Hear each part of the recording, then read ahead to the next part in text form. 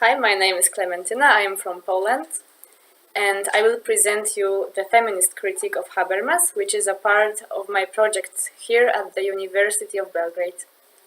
Habermas puts forward his theory about public and private sphere and the relations in between them, but he doesn't seem to pay sufficient attention to thematize the gender subtext.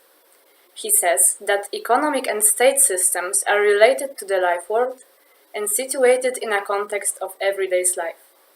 There are certain roles functioning in the modern society, but in his statements, Habermas remains blind for gender inequalities that are a part of this society. His initial approach to the public sphere as the source of the modern democracies is based on the idea and ideology of the availability of public space for all.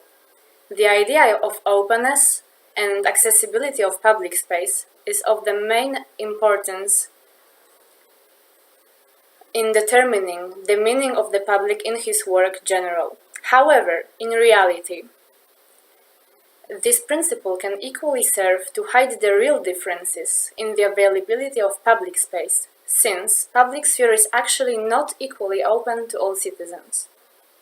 At the core of the feminist criticism of Habermas is that he completely neglects the very gendered nature of different societal roles, such as the masculine nature of the worker and citizen role, and the feminine nature of the consumer role, while there is also a female worker role and a male consumer role. They differ greatly from their gender counterparts. This omission is particularly glaring in the case of the citizen role, which Habermas sees as linking the state and the public sphere to the official economy and the modern nuclear family.